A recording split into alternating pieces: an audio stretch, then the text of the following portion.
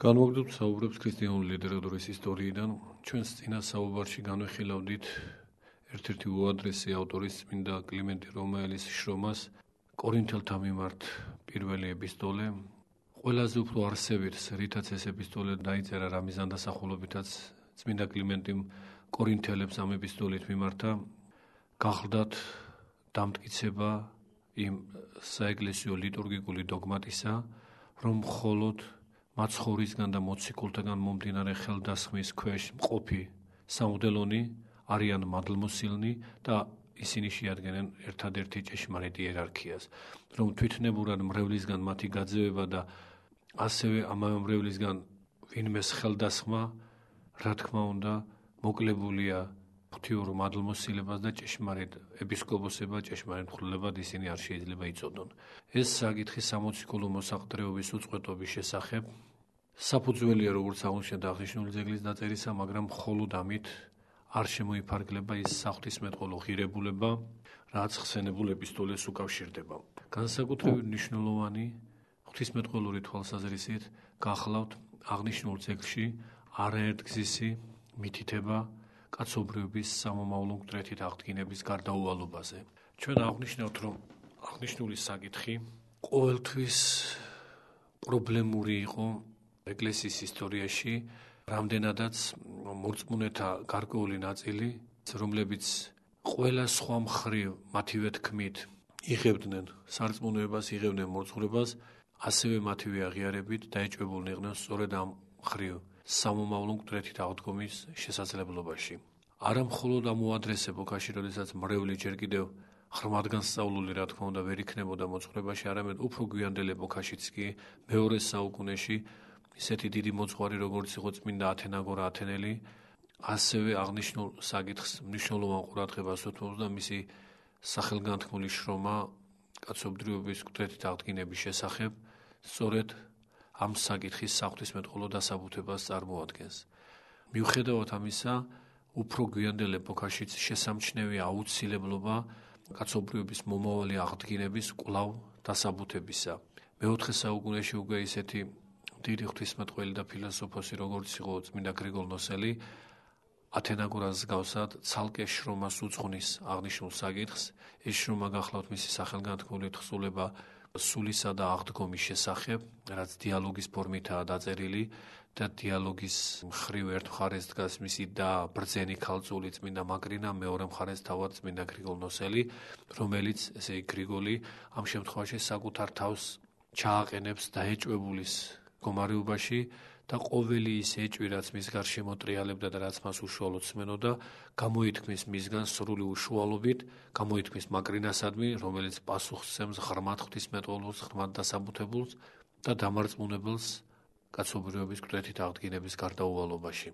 მოგვიანებით მერვე საუკუნეში წმინდა იონე დამასკელი თავის ნაშრომს მართლმადიდებლური სარწმუნოების ზედმიწევნითი გადმოცემა სწორედ ამ საკითხის განხილვითა და ამ საკითხის აუცილებელი გარდუვალობით ასაბუთებს, ბოლოებს, მკვდრეთით აღდგინება თუ არ არსებობს, მაშინ არც მაცხოვარი იესო ქრისტე აღდგომილა და თუ არ არის აღდგომა, მაშინ საერთოდ ჭეშმარიტება არ არსებობს, მაგრამ არის აღდგომა უფლისა და შესაბამისად გაგვიხსნა რა მანგსა აღდგომისკენ ყველა ჩვენთაგანი ასევე აღდგებით მეორედ მოსვლის ჟამს. ყველა ძეგლში ეს ჩვენ აღნიშნეთ ფუნდამენტური და მიმართულების მიმცემი ძეგლები, მაგრამ ყველა სხვა ძეგლში, ყველა სხვა შრომაში ეკლესიის მამებისა, რა თქმა უნდა, აუცილებელია და აქეთკენა გამზერილი, ასე შეიძლება ითქვას, მთელი საეკლესიო მოძღვრება ამის დასაბუთებისკენ, რომ კაცობრიობის მკვდრეთით აღდგინება არის გარდაუვალი. რამდენადაც სწორედ ესაა სასწორება, სწორედ ესაა იმედი, სწორედ ამის გამოა მოძღვრება, ამის გამოა ნათლისღება, საეკლესიო საიდუმლონი, რომ ადამიანი ხორციელად მოკვდავი და ხორციელად გვდომადი, რა თქმა უნდა, მომავალში კვლავ განახლდება, კვლავ შეიმოსავს ხორციელებას, თუმცა კი ეს იქნება ხორციელება უკვე უხრწნელი, უკვდავი, ან და როგორც პავლე მოციქული ამბობს, ეს იქნება სულიერი ხორცი. დაეთესვის ხორცი მშვინვიერი ამბობს იგი და აღდგების ხორცი სულიერი. ანუ ხორცი იმგვარად შეწყობილი სულთან, იმგვარად მორჩილი არაღაც სულისა ქცეული, რომ აბსოლუტურად არანაირ წინააღმდეგობას მასთან ურთიერთობაში იგი აღარ შექმნის. ასეთია ამ საკითხის ისტორია პერსპექტივაში და საკითხის განხილვის სათავეში დგას წმინდა კლიმენტე რომაელი აღნიშნული ეპისტოლით, სადაც როგორც აღნიშნეთ, აღდგომის თემა ერთ-ერთი ძირითადი გახლავთ. როგორც ჩანს, მაშინაც ორწმუნოება ამ მხრივ მკვეთრად იყო გამოხატული და ამ კუთხით დარწმუნება მრევლისა ეპისტოლის მკითხველებისა აუცილებელი ჩანდა.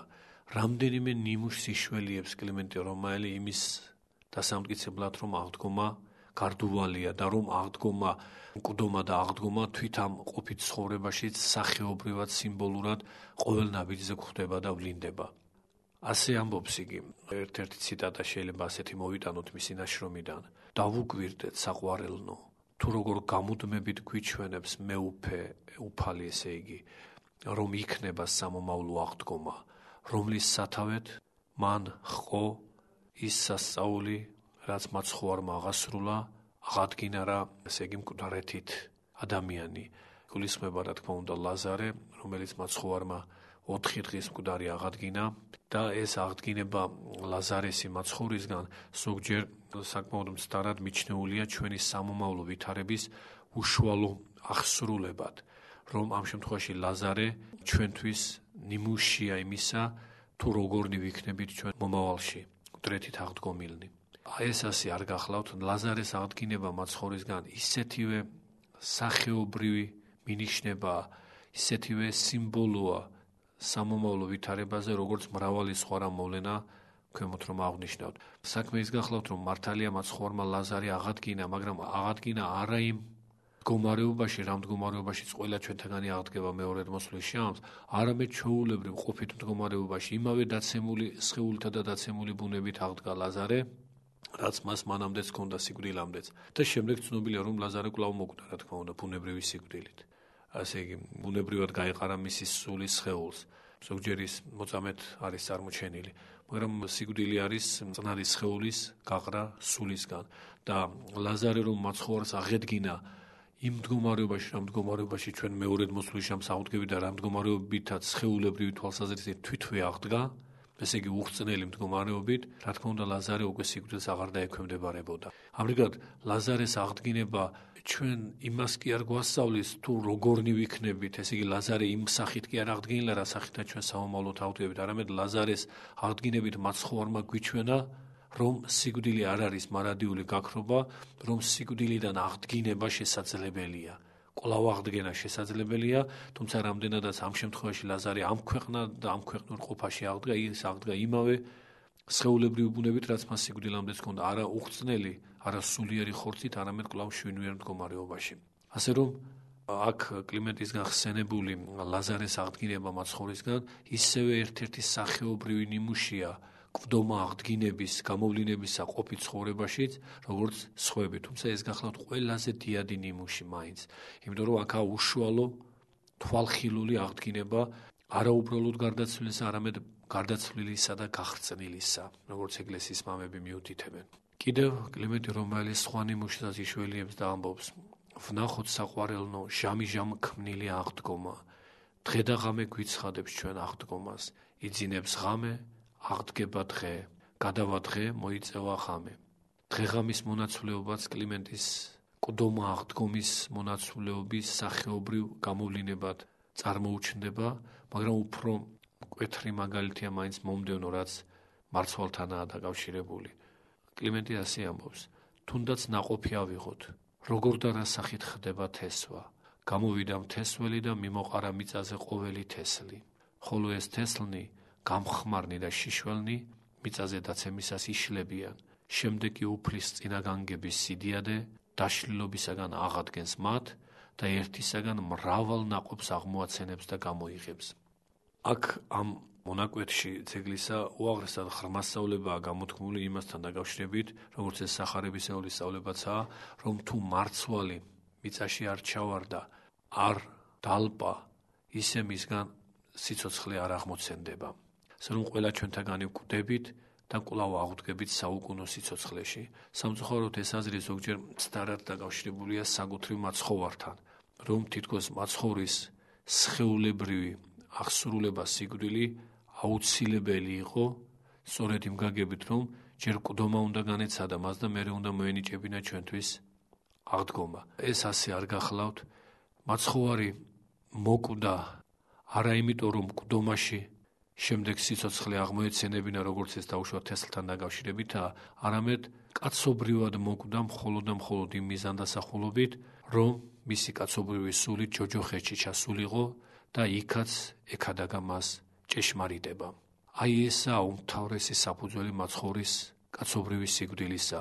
თავისთავად ცხადია, როდესაც მან კაცობრიობის ცოდვები აზიდა, ამ ცოდვათა გამომსყიდველი ღვაწლი საკუთარი ჯვარცმით აღასრულა და ჯვარცმას შედეგად მოხდა სიკვდილი, ის ნამდვილად მოკვდა, ჭეშმარიტად მოკვდა როგორც კაცი და აქ იგულისხმება, რომ მისი კაცობრიობის სული განეყო მის კაცობრიულ სხეულს, მაგრამ ყველა ჩვენთაგანის სიკვდილისგან განსხვავებით მისი კაცობრიობის სხეული საფლავში არ გახრწნილა, არ დაშლილა სტიქიონებად. ესაა ერთადერთი განმასხვავებელი ნიშანი მაცხოვრის კაცობრიობის სიკვდილისა. სხვა ყველაფრით აბსოლუტურად ბუნებითი კაცობრივი ბუნების მიხედვით სავსებით იგივეობრივი წესით მოკვდა ჯვარცმული მაცხოვარი, ჭეშმარიტად მოკვდა, კვლავ აღნიშნავთ, მოკვდა მხოლოდ და მხოლოდ კაცობრივად, მაგრამ განსხვავებით სხვა ადამიანთა მკვდომისგან მისი კაცობრივი სხეული არანაირად არ გახრწნილა, საფლავში არანაირად არ დაშლილა სტიქიონებად. ჯვარცმა მსხვერპლად გაღება საკუთარი თავისა კაცობრიობის გამოსახსნელად, ეს ერთი და არსებითი და უმნიშვნელოვანესი ღვაწლი, რომლის გარეშეც ჩვენი ცხონება მოუპოვებელი იქნებოდა, მაგრამ ის არ ეცმის ჯვარს და არ კვდება, იმიტომ რომ თესლის გავსად მკვდომა განიცადოს, რათა სიცოცხლე აღმოაცენოს. ეს მხოლოდ ქმნილებაზე იგთქმის, კვლავ აღნიშნავთ, მაცხოვარმა საკუთარი ჯვარცმით გამოისყიდა კაცობრიობის ცოდვები, კაცობრიობის დანაშაული და როდესაც ის ჭეშმარიტად მოკვდა როგორც კაცი, იმ მიზანდასახულობით, რომ მისი კაცობრიობის სული ჯოჯოხეთში ჩასულიყო და იქ ეკადარგა. მასთან დაკავშირებით ისიც უნდა აღვნიშნოთ აუცილებლად, რომ როდესაც ვამბობთ მისი კაცობრიობის სხეული არ გახრწნილა, ზოგჯერ ესეც ძალიან მცდარად გაიგება და უხრწნელებას განუკუთვნებენ მის კაცობრიულ სხეულს. ჩვენ ამაზე სხვა შემთხვევაში ძალიან დეტალურად გვქონდა წერილობითი მსჯელობა, როდესაც ერთ-ერთ ერეტიკულ თვალსაზრისს სამწუხაროდ ძალიან მკვეთრად გამოთქმულს და გამოთქმულს თითქოს მართლმადიდებლური დოგმატიკის ნიღბით და ეს თვალსაზრისი ასეთი გახლდათ, რომ თითქოს მაცხოვარს უხრწნელი სხეული ემოსა, რომ მაცხოვრის კაცობრიო ბუნება უხრწნელი იყო. ეს არის ამგვარი უკეთური აზრი გახლავთ იმდენად მწვალებლური, რომ საერთოდ აუფასურებს მთელ საეკლესიო მოძღვრებას. თუ მაცხოვრის კაცობრიო ბუნება უხრწნელი იყო, დაბადებითვე, ესე იგი ყოვლადწმინდა ღვთისმშობლისგან შობიდანვე, მას არც ჯვარცმა განუცდია, არც ტკივილი და არც სიკვდილი, იმიტომ რომ უხრწნელი სხეული ტკივილს არ ექვემდებარება, უხრწნელი სხეული სიკვდილს არ ექვემდებარება და უხრწნელი სხეული არავითარ ბიოლოგიურ ხრწნადობას არ ექვემდებარება. მაშინ როცა მთელი სახარებისეული თხრობა ჩვენ საპირისპიროს გვიმტკიცებს, რომ ვიდრე ჯვარცმამდე და აღდგომამდე მაცხოვრის სხეული აბსოლუტურად ჩვენებრივ ბიოლოგიურად მოკვდავი, ბიოლოგიურად ხრწნადი, ბიოლოგიურად ხაზთუსავთ ხრწნადი გახლდათ და ეს საეკლესიო დოგმატია. ამას ადასტურებს მაცხოვრისგან სხეულებრივად დაღლა, შიმშილი, წყურვილი, რომ მის სხეულს დაღლის უნარი ჰქონდა, შიმშილის, წყურვილის განცდის უნარი ჰქონდა, გამონადენი ჰქონდა ცრემლისა, ოფლისა, სისხლისა და სხვა და ყოველივე ეს მხოლოდ და მხოლოდ ბიოლოგიურად ხრწნადი სხეულისთვისებებია. ამიტომ განაჩინებს საეკლესიო მოძღვრება დიდი მამის ევტიქი კონსტანტინოპოლის პირით გამოთქმულ, რომ ნამდვილად ხრწნილება და თოცოდვით დაცემა იმის თქმა, რომ მაცხოვრის კაცობრიო ბუნება ვიდრე აღდგომამდე ბიოლოგიურად უხრწნელი იყო. და სამწუხაროდ ჩვენთან მოხდა სწორედ, რომ აი ეს უკეთური მოძღვრება მართლმადიდებლური დოგმატიკის ნიღბით ძალიან ფართოდ გაავრცელა ამ თვალსაზრისის ავტორმა საქართველოს ეკლესიაში. ამიტომ ჩავთვალეთ მაშინ საჭიროდ, რომ წერილობითად ეს გვემხილებინა საჯაროდ და ეს თვალსაზრისი ერთ-ერთ საფუძვლად იმასაც გულისხმობდა, როგორც აღნიშნეთ, რომ მაცხოვრის კაცობრიობის სხეული საფლავში დადებული არ გახრწნილა. კვლავ აღნიშნავთ, რომ მაცხოვარი ყოველთურთ ყველანაირი ნიშნით იმავე წესით აღესრულა და ისევე ჭეშმარიტად მოკვდა, როგორც ყველა ჩვენთაგანი, მაგრამ მისი კაცობრიობის სხეული საფლავში დადებული იმიტომ კი არ დარჩა გაუხრწნელი, რომ ბუნებითად უხრწნელებას ფლობდა. ის ბუნებითად ისევე დაშლადი იყო, როგორც ყველა ჩვენთაგანი სხეულია, მაგრამ არ დაშლილა და არ გახრწნილა მხოლოდ და მხოლოდ იმის გამო, რომ ეს კაცობრიობის სხეული შეერთებული იყო ღმერთ პიროვნებასთან, ღმერთის სხეული იყო ის. ღმერთ ჰიპოსტასის, ღმერთ პიროვნების სხეული გახლდათ და ღმერთ პიროვნების სხეული ამ ღმერთობის ძალით დაუშლელი დარჩა. ამრიგად, ჩვენ როცა მაცხოვრის კაცობრივ აღსრულებაზე ვსაუბრობთ, კარგად უნდა ვაცნობიერებდეთ, რომ აღსრულება ჭეშმარიტად მოხდა და ამ ჭეშმარიტებას მოასწავებს, რომ მისი კაცობრივი სული ჭეშმარიტად განეყო მის კაცობრივ სხეულს. ადამიანური ბუნების მიხედვით სიკვდილი სწორედ ეს არის, როდესაც სული სხეულს ნამდვილად განშორდება. და მაცხოვრის კაცობრივ ბუნებაში სწორედ ეს მოხდა. მისი კაცობრივი სული მის კაცობრივ სხეულს განშორდა. ამიტომ ამბობთ, რომ ის კაცობრივად ჭეშმარიტად მოკვდა. ურთიერთგანშორებულმა კაცობრივმა სულმა და კაცობრივმა სხეულმა სხვადასხვა გზა ჰპოვეს. კაცობრივი სხეული კვლავ აღნიშნავთ საფლავში დარჩა, კაცობრივი სული ჯოჯოხეთში ჩავიდა მაცხოვრისა. მაგრამ ორივე მათგანი, კაცობრივი სულიც მაცხოვრისა და კაცობრივი სხეულიც, კვლავ განუყრელად დაკავშირებული იყო ღმერთ პიროვნებასთან, ღმერთ ჰიპოსტასთან. განკაცებული ღვთის კაცობრივი სული იყო ის სული, რომელიც ჯოჯოხეთში ჩავიდა და განკაცებული ღვთის კაცობრივი სხეული იყო ის სხეული, რომელიც საფლავში დაიდო. ამიტომ მიუხედავად სხეულისა და სულის ურთიერთგანყოფისა, არც სხეული გაღწნილა საფლავში და არც სული დაბრკოლებულა იმ მხრივ, რომ ჯოჯოხეთში ჩასულიყო და იქ ჭეშმარიტება ექადაგა და ჯოჯოხეთით შეპყრობილიყო. მაცხოვრის კაცობრივი სული, რომ სიკვდილის ჟამს არა მხოლოდ სხეულს განშორებოდა, არამედ თვით ღმერთ ჰიპოსტასაც, ღმერთ პიროვნებასაც განშორებოდა, მაშინ ის ისევე დატყვევდებოდა ჯოჯოხეთით, როგორც ყველა სხვა ადამიანის სული. მაგრამ სწორედ იმ საღვთო ძლიერებით, რაც მას კაცობრივ სულს მაცხოვრისას ამავე მაცხოვრის ღმერთ პიროვნებასთან კავშირი უქმნიდა, აი ეს ქმნიდა მის საღვთო ძლიერებას, ამ ძლიერებით წარმოსტყვენა მან ჯოჯოხეთი, ანუ გაძარცვა მან ჯოჯოხეთი, გაანადგურა ჯოჯოხეთი, გაძარცვა იმ გაგებით, რომ მართალთა სულები იქიდან გამოიყვანა. ხოლო კაცობრივი სხეული სწორედ ამავე საღვთო სიდიადით ღმერთ პიროვნებასთან შეერთობულობის წყალობით, მიუხედავად საკუთარი ბუნებითი დაშლადობის თვისებისა, ყოლა დაუშლელი და განუხრწნელი დარჩა საფლავში. და ამიტომ ჯოჯოხეთიდან ამოსული კაცობრივი სული მაცხოვრისას სხეულებრივად მესამე დღეს აღდგა, ოღონდ ეს სხეული უკვე აღარ გახლავთ, თუ აქამდე ბიოლოგიურად ხრწნადი იყო, ყოვლითურ ჩვენებრი იყო მაცხოვრის კაცობრივი სხეული, ჩვენებრივ ამბობთ, რა სხეული ჩვენ გვაქვს ამ დაცემულ მდგომარეობაში. აღდგომისას მაცხოვარმა თავისი კაცობრივი ბუნება აღადგინა იმგვარივე უხრწნელობაში, იმგვარსავე უცოდველობაში, რაც ადამიანსაც ჰქონდა ცოდვით დაცემამდე თავის უცოდველობაში. ამრიგად ჭეშმარიტი აზრით, ჭეშმარიტი გაგებით და არა სახეობრივად, არა ტიპობრივად ნამდვილი ნიმუში ჩვენთვის აღდგინებისა ეს თავად მაცხოვრის მიერ საკუთარი კაცობრივი ბუნების აღდგენა. აბსოლუტურად იმავე სახით აღდგებით ჩვენ და იმავე სახით ვიყავით ცოდვამდე შემოსილნი კაცობრივი სხეულით, რომ ეს იყო უხრწნელი, ანუ სულიერი ხორცი. აქ სულიერი არ ნიშნავს რაღაც ზმანებით, მოჩვენებით, არამედ ყოვლად ცხოველ ყოფილს. საღვთო მადლით ცხოველ ქმნილს, რომელსაც უკვე ბიოლოგიური დაშლადობა, ბიოლოგიური ხრწნადობა აღარ ახასიათებს და რომელიც მოკვდავობას აღარ ექვემდებარება. ამგვარად უკავშირდება მაცხოვარს სიკვდილი და აღდგომა და ამასთან რა თქმა უნდა ნაკლებ კავშირშია ის, რაც თესვალთან დაკავშირებით კლიმენტი რომელისგან არის ნაუწყები. კლიმენტი რომელი ამ შემთხვევაში ეხება ადამიანთა ვითარებას, რომ ჩვენ როდესაც მოკვდებით, სხვათა შორის ამ მხარეზე სპეციალური შრომა აქვს მოგვიანებით გამოქვეყნებული წმინდა გრიგოლ ნოსანის მკვდართა შესახებ, ასე ქვია ამ შრომას, როდესაც ჩვენ მოკვდებით, სხეული ჩვენი დასნეულებული სხეულებრივი მდგომარეობა, როდესაც კვდება, ვნებებისგან, სხეულშემსჭვალული ვნებებისგან სიწმინდეს მაძიებელი სული მეტნაკლებად თავისუფლდება, თუ ის იმდენად განწმენდილი ჯერ კიდევ არ არის, რომ მყისიერად ცხონება დაიმკვიდროს, გარკვეულ შემოწმებას, გარკვეულ ჟამს გადის იმისას, რომ თუ ექვემდებარება ცოდვით გაწმენდას, ამ ცოდვების განწმენდა უფლის გულმოწყალებით მხოლოდ და სხვა არანაირი გზით, როგორც ამას წმინდა მარკოზ ეფესელი ამბობს, აღსრულდეს მასზე და შემდგომ ასეთი ადამიანის სულიც კვლავ სიცოცხლეში, ანუ სასუფეველში მკვიდრდება. საზოგადოდ რამდენადაც კლიმენტი რომაელი ამ ადგილას გარდაცვალებას მდგომას ეხება, ჩვენ აღნიშნავთ და შევეხებით ორიოდე სიტყვით საგიც იმის შესახებ, თუ როგორია საეკლესიო სწავლება გარდაცვალებასთან დაკავშირებით. ეკლესიის მამები და ეკლესიის მამათა სწავლება ამ შემთხვევაში ყველაზე უფრო გამოკვეთილად შეაჯამა წმინდა მარკოზ ეფესელმა, რომლის მთელი ტექსტი ჩვენ გამოაქვეყნეთ კიდეც, უაღრესად საყურადღებო და მნიშვნელოვანი ტექსტი.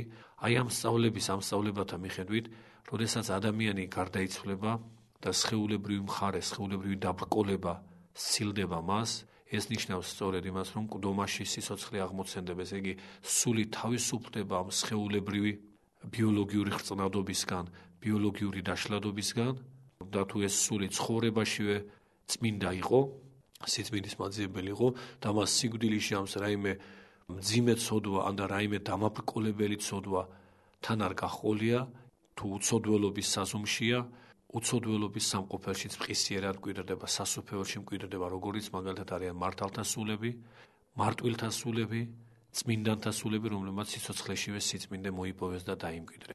ასე რომ ზოგადი გაგებით გარდაცვლილი ადამიანებისგან ნაწილი მიდის აუცილებლად სასუფეველში განწმენდილნი, ნაწილი მიდის ჯოჯოხეთში. მაგრამ მხოლოდ ეს ორი დაყოფა ადამიანთა სულებისა ეკლესიის მიერ არ არის დაშვებული. არსებობს მესამე კატეგორია სულებისა, რომელთა ხვედრზე გამოუცალკევებით ცალკე მსჯელობენ მამები. რომელი ეს მესამე კატეგორია სულებისა? კვლავ აღნიშნავთ, რომ დაუყოვნებლივ ცხონებაში მიდიან ისინი, რომლებიც განწმენდილნი არიან და რაიმე ცოდვისმიერი ბიცი და ბრკოლება მათ არ აქვს. სასუფეველში ოდნავი ცოდვისმიერებაც კი ვერ შეაღწევს. ისა აბსოლუტური თავისუფლება ცოდვილიანობისგან. თვით ამ აბსოლუტურ თავისუფლებაში არის ხარისხობრივი მეტნაკლებობა, ცხონებაში ხარისხობრივი მეტნაკლებობა, მაგრამ ეს იმას ანიშნავს, რომ ზეციურ სამყაროში ცხონებულობის ნიშნით ვინც ქვემოთ არის, ის თითქოს რაღაც ცოდვილიანობას ფლობდეს. სასუფეველი არის ცოდვილიანობისგან სრული თავისუფლება. იქ ამ მხოლოდ ცხონებულთა, ანუ ცოდვისგან მთლიანად განწმენდილთა სამყოფელი. მაგრამ შემდგომ მოღვაწეობითი ნიშნით, ანუ ცხონებაშივე ხარისხებით ისინი ერთი მეორესგან იმიჯნებიან. ეს ერთი კატეგორია გარდაცვლილთა სულებისა. მეორე კატეგორია, რომლებიც უკვე იმდენად დამძიმებული არიან ცოდვილიანობით, რომ მათი სამყოფელი ჯოჯოხეთია, მარადიული წარწმედა და მყისვე ისინი მართლაც ჯოჯოხეთში მიდიან. მაგრამ არის კატეგორია სულებისა, რომლებიც არც იმდენად წმინდანი არიან, რომ სასუფეველში დამკვიდრდნენ, მაგრამ არც იმდენად დამამძიმებელი ცოდვები აქვთ, რომ საუკუნოდ წარწმდნენ. აი ეს მესამე კატეგორია სულებისა შინაგანათაც ხარისხდება, რადგან ჩვენ ორიოდე სიტყვით აღნიშნავთ. და ეს კატეგორია გულისხმობს რომელ ნაწილს კაცობრიობისას, იმ ნაწილს, რომლებმაც აღსარება წარმოთქვეს და სინანული საიდუმლო შეასრულეს, მაგრამ არ უჩვენებიათ ნაყოფი სინანულისა. აი მესამე კატეგორიას ეს გულისხმობს, რომ სინანულის საიდუმლო მათზე აღსრულდა, მაგრამ სინანულის საიდუმლო გახლავთ სამნაწილედი. პირველი ნაწილი სინანულის საიდუმლოს ეს გახლავთ პირადი შენანება, დანაშაულის გრძნობა, ძლიერი, მძაფრი განცდა იმისა, რომ ადამიანმა შესწოდა ბრალი საკუთარ თავს განუკუთვნა მან, ამის გამო სინანულის დასაწყისი აუცილებლად ესაა, თუ ადამიანს პიროვნული განცდა დანაშაულის გრძნობისა არ აქვს, მან რაც არ უნდა ფორმალურად აღსარება თქვას, რა არავითარი ცოდვა არ მიეტევება. პირუკუ თუ კი ის იმდენად გულწრფელია და იმდენად მხურვალია სინანულში, რომ მთელი არსებით ამ სინანულს ექვემდებარება, თუნდაც რომ უმძიმესი დანაშაული ქონდეს და ეს უმძიმესი დანაშაული ეკლესიური კანონიკით ძალიან ხანგრძლივ პერიოდს გულისხმობდეს, მოძღვარს შეუძლია უაღრესად შეამოკლოს ჟამი ეპიტიმიისა, ჟამის აღჯელისა, გამომდინარე ამ პიროვნების გულმხურვალე სინანულის მიერი განცდისგან. ამრიგად პირველი ნაწილი სინანულის საიდუმლოსი ეს არის ადამიანის პირადი შეგნება დანაშაულისა, პირადი სინანულის განცდა. მეორე და არსებითი ნაწილი გახლავთ აღსარება ღვთის წინაშე მოძღვართან წარდგომილი მონანული ადამიანისა, ყველა საკუთარი ცოდვისა და მოძღვრისგან, იგივე ღვთისგან შენდობის მიღება. ან და თუ ჯერ შენდობის ჟამი არა ეპიტიმიის მიღება, რაც იგივე შენდობისკენ გადადგმული აუცილებელი ნაბიჯია. ამრიგად სინანულის არსებითი ნაწილი გახლავთ ლიტურგიკული ნაწილი, ის პირადი განცდა სინანულისა ლიტურგიკული ნაწილი არ გახლავთ, ესე იგი საღვთისმსახურო ნაწილი არ გახლავთ, ესაა საკუთრივ პირადი განცდა დანაშაულისა, რაც წინ უძღვის საკუთრივ საეკლესიო საიდუმლოს, როდესაც ადამიანი ტაძარში მიდის და ღვთის მიმართ ღვთის წინაშე აღიარებს თავის შეცოდებებს მთელი გულით, მოინანიებს ამ შეცოდებებს. თუ სინანული გულწრფელია და შეიძლება მიტევება, მოძღვარი მიუტევებს მას, იგივე ღვთისმიტებაა ეს, შეუნდობს ამ შეცოდებებს და ტაძრიდან ადამიანი გამოდის და სინანული საიდუმლო თუ უძლურია დაუშვათ საწოლთან აღსრულდება, ამ მიტევების შემდეგ ადამიანი ცოდვათაგან თავისუფალია. მაგრამ სინანულის საიდუმლო ამითაც არ მთავრდება, ამის შემდგომ არის საასპარეზო ჟამი, რომ ადამიანმა აჩვენოს ნაყოფი სინანულისა. მას მიეცა ცოდვათ მიტევება, მაგრამ მან უნდა დაადასტუროს საკუთარი მოღვაწეობით, რომ ის ღირსი იყო ამგვარი მიტევებისა, ამგვარი შენდობისა. კვლავ იგივე საცდურნი რომ შეხვდება მას, ხელახლა იმავე ცოდვილიანობას აღარ უნდა დაუბრუნდეს და ეს იქნება სწორედ მიტევება. თუ კვლავ მოხდა ისე, რომ ცოდვებში ჩავარდა, ხელახლა უნდა აღსრულდეს, რა თქმა უნდა, მასზე სინანულის საიდუმლო და მიმტევებლობა ღვთისგან. ღმერთი როგორც ყოვლად გულმოწყალე, იმდენივეჯერ მიუტევებს ადამიანს, რამდენჯერაც ადამიანი გულწრფელ სინანულს გამოავლენს მის დამი. მაგრამ როგორც აღნიშნეთ, მხოლოდ მიტევება, როგორც ხედავთ, საკმარისი არ არის. ჩვენ ცხოვრებაში ყველა ჩვენთანგანს აურაცხელ შემთხვევაში გქონია შემთხვევა იმისა, რომ მდგომარეობა იმისა, რომ სინანულის საიდუმლოს აღსრულების შემდეგ ჩვენ არათუ იგივე უფრო მძიმე ცოდვებიც ჩაგვიდენია, მიუხედავად იმისა, რომ იმ მომენტში, როდესაც შეგვენდო ჩვენი შეცოდებები სინანულის საიდუმლოს გზით, ეს შეცოდებები მართლაც შენდობილი იყო. ამრიგად, მხოლოდ შენდობა საკმარისი არ არის პიროვნების გამოცდისთვის, იმიტომ რომ პიროვნება ნამდვილად განთავისუფლებული ცოდვებისგან და განწმენდილი ისაა, რომელიც სინანულის საიდუმლოს გზით მიღებულ ცოდვად შენდობას შემდგომ 8 წელში გამოცდის და თავის თავსაც დაუდასტურებს და ღვთის წინაშეც დაადასტურებს, რომ ის ამ შენდობის, ამ პატიების ღირსი იყო, რომ კვლავ იმავე საცდურთ ის აღარ მიეცემა პირუგო ვნებების წინააღმდეგ ამხედრდება და ახოვნად იღვაწებს მათ დასამარცხებლად, რომ იძლიონ ეს მისი სულიერი ძალმოსილები. ამრიგად მესამე ეტაპის, მესამე ნაწილი სინანულისა ეს გახლავთ სამოღვაწეო ჟამი, სამოღვაწეო ასპარეზი, როდესაც ადამიანმა უნდა აჩვენოს ნაყოფი სინანულისა, ვნებათა წინააღმდეგ ამხედრება, საცდურთა მოკვეთა და აუცილებელი სათნოებითი მოღვაწეობა, ქველმოქმედება, პატიება სხვათა მიმართ, განუკითხველობა სხვები, ურისხველობა, ძვირუხსენებლობა და სხვა სათნოებანი, რომელთაგან აღსებული სული, უფალს მიმსგავსებული, სათნოებითად უფალს მიმსგავსებული, რა თქმა უნდა, განწმენდილი წარდგება ღვთის წინაშე. მაგრამ როდესაც ხდება იმგვარი რამ, რომ ადამიანზე აღესრულა სინანულის საიდუმლო, მიეცა მას ცოდვად შენდობა, მაგრამ აღარ დარჩა ჟამი, შემდგომი ჟამი ასპარეზობისა, სინანულის ნაყოფის გამოვლენისა, იმიტომ რომ თქვათ აღესრულა მაშინ, აი ასეთი ადამიანები უკვე შუალედურ მდგომარეობაში არიან იმ გაგებით, რომ მიუხედავად ცოდვად მიტევებისა, მათ რამდენადაც ნაყოფი სინანულისა ვერ აჩვენეს, მტკიცენი უცოდველობაში არ არიან განმტკიცებულნი და ეს განმტკიცება კვლავ აღნიშნავთ, როგორც ღვთის წინაშეა საჭირო, ისე საკუთარი თავის წინაშეც კი არ არიან ისინი დარწმუნებული, რომ მტკიცენი არიან ამ უცოდველობაში, გარკვეული მცირე ცოდვები მათ კვლავ თან ახლავთ.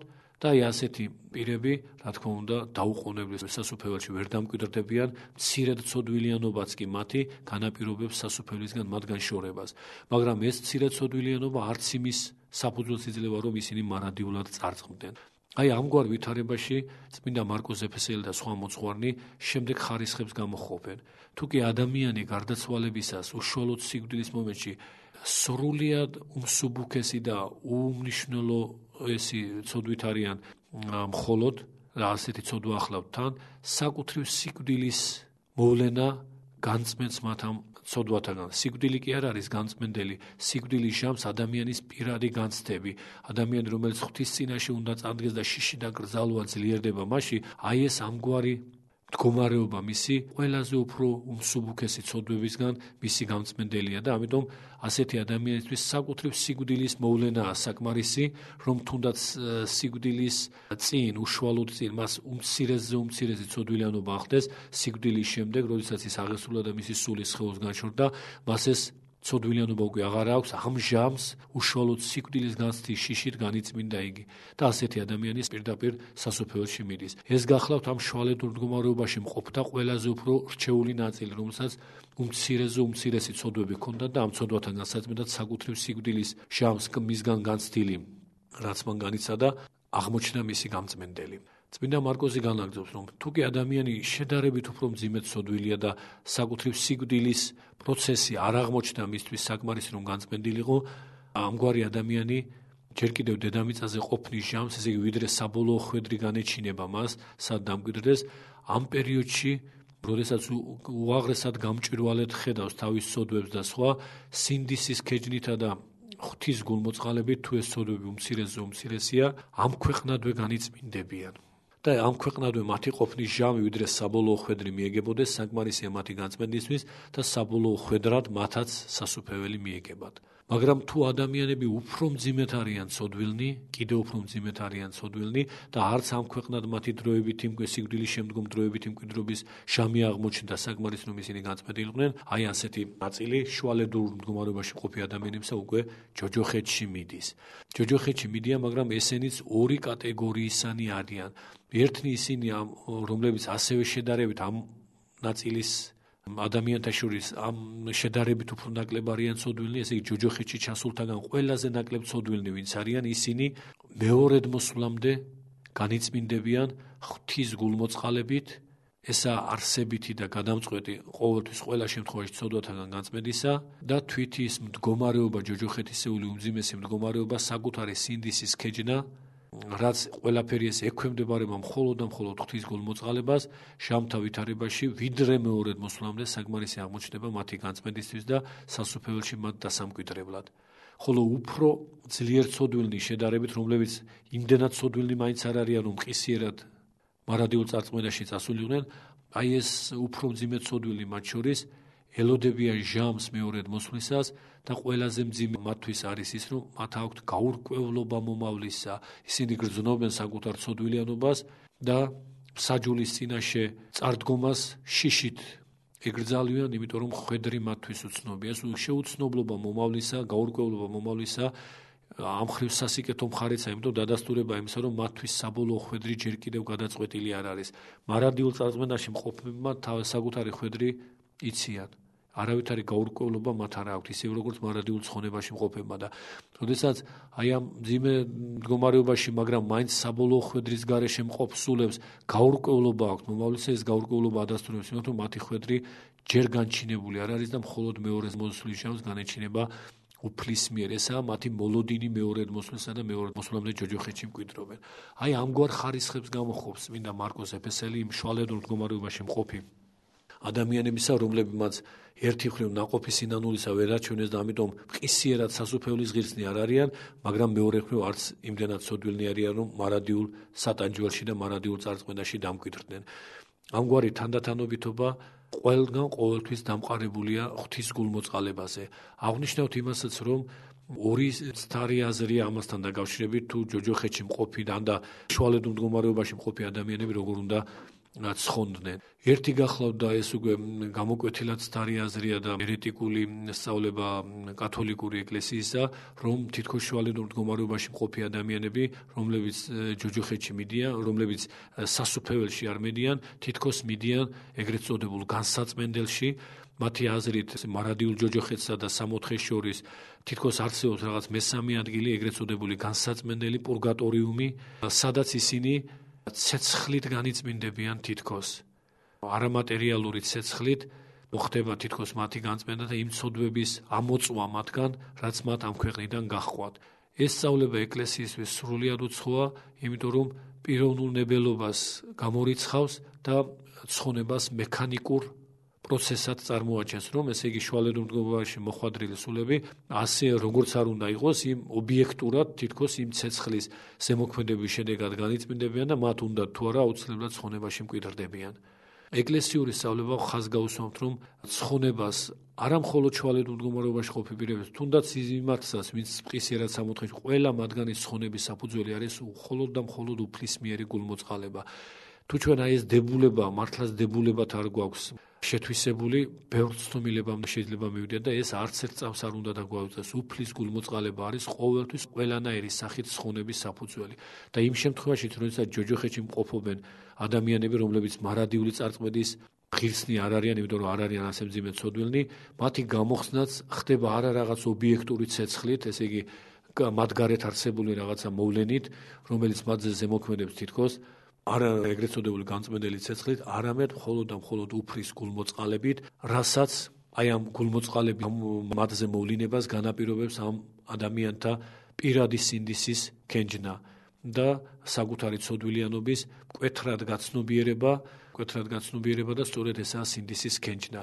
მაგრამ სინდისის ქენჯნა ცხონებას არასოდეს არ აღასრულებს რეალურად, კვლავ აღნიშნავთ, ცხონების აღსრულებელი მხოლოდ და მხოლოდ უფლის გულმოწყალება, ოღონდ უფლის გულმოწყალება გამოვლენილი მხოლოდ იმ შემთხვევაში, როდესაც უფლისგან განჭვრეტილია იმ პირის, რომელიც გამოხსნილი უნდა იქნეს, აი ამ პირის შინაგანი სულიერი განწყობილება.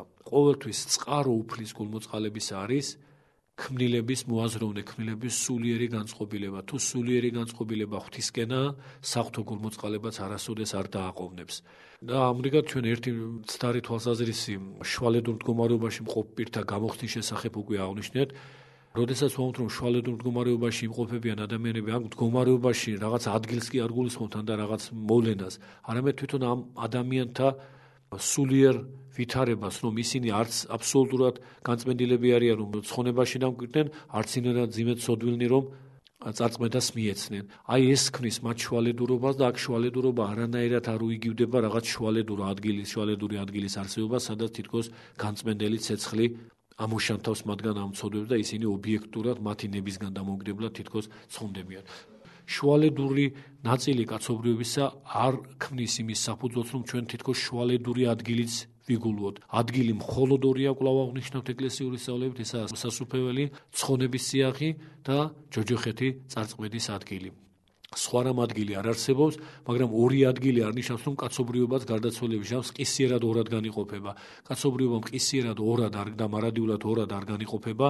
ორად განყოფაც არსებობს, რა თქმა უნდა, როგორც აღნიშნეთ, სადაც ხვედრი უკვე გარკვეულია, მაგრამ არის შუალედური ნაწილი ადამიანებისა, რომლებიც არც ერთი ადგილის განკუთვნილნი არიან მყისვე და არც მეორისა და გარკვეული ჟამის და ვითარების შემდეგ ისინი ცხონებაში მკვიდრდებიან. დროებით, თუ ესე იგი მათი როგორც აღნიშნეთ, სიკვდილის ჟამს ყისიერი განწმენდა არ მოხდა, დედამიწაზე მყოფობის ჟამს არ მოხდა, დროებით ჯოჯოხეთში მიდიან და არა სადმე რამ განსაწმენდელში, ჯოჯოხეთში მიდიან და ამ ჯოჯოხეთიდან ხდება შემდგომ მათი ღვთის გულმოწყალების საფუძველზე ცხონება. ამრიგად ეს ერთი აზრი და მეორე აზრი და ამით დავაბოლოებთ ჯერაც საუბარს, მეორე აზრი მცდარი აზრი გახლავთ სწავლება იმის შესახებ, რომ ჯოჯოხეთში მყოფ სულებს, რომლებიც მარადიული წარწმედის ღირსნი არ არიან, თითქოს ჯოჯოხეთისგან გამოიხსნის ამ ქვეყნად მათ სახელზე შესრულებული ეკლესიური მსახურება, ჩვენი ქველმოქმედება და სხვა. ესეც უაღრესად მცდარი აზრი გახლავთ. მართალია ის, რომ როდესაც ჯოჯოხეთში მყოფობს ჩვენი ახლობელი, ჩვენთვის საგულშემატკივრო პირი, ეკლესიური მსახურება უდიდესი ზემოქმედებისა და უდიდესი მნიშვნელობისაა. საერთოდ გარდაცვლილისადმი შესაძლებელია შესრულდეს სამი მსახურება, ერთი ჩვენი პირადი ლოცვები, მეორე ქველმოქმედება და სათნოებითი მოღვაწეობა მათ სახელზე, ასე ვთქვათ, მათთვის განკუთვნილად და მესამე საკუთრივ ლიტურგიკული მსახურება, განსაკუთრებით ჟამის წირვა.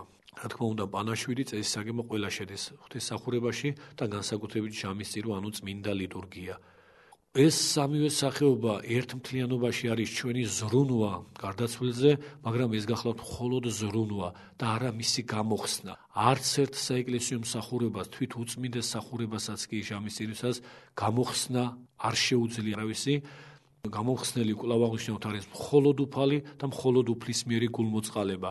რაც შეეხება ჩვენს მიერ მიცვალებულისადმი გაწეულ 8 წელს მსახურებას, ამ მსახურების დანიშნულება ერთადერთია, რომ შვება მისცეს მძიმე მდგომარეობაში მყოფს.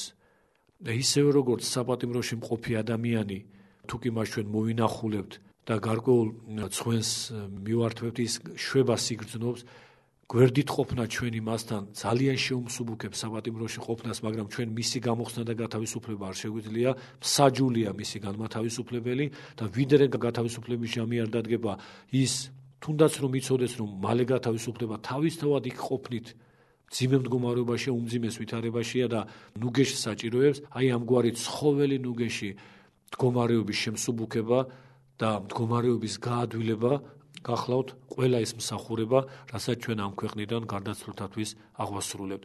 ასე რომ მსახურებანი გარდაცვლის არის ერთადერთი დანიშნულებისა და ეს დანიშნულება თავისთავად უდიადესია, რომ გვერდით ვიყოთ, სულიერად გვერდით ვიყოთ მძიმე მდგომარეობაში საპატიმროში მყოფთან, შეუმსუბუქოთ მას უმძიმესი ხვედრი და ამავე დროს იმედიანი მოლოდინით დაველოდოთ ჟამს ამ პატიმრობისგან მისი გათავისუფლებისა, იმ ჟამს, რომელიც მხოლოდ მსაჯულმა უწყის და რომლის გულმოწყალებაც გახლავთ ერთადერთი საფუძველი გამოხსნისა. წმინდა მარკოზ ეფესელი ამგვარად ამბობს, ამგვარ პირთა გამოხსნის ერთადერთი საფუძველია ღვთის გულმოწყალება, რომელთანაც, აი ესე გულმოწყალებასთან თანამსრბოლია, აი ასეთ ტერმინს გვთავაზობს იგი სინდრომოს, ბერძნულად ასე არის ეს, თანამსრბოლია ჩვენეული ლოცვები, ქველმოქმედება, ღვთელმსახურება.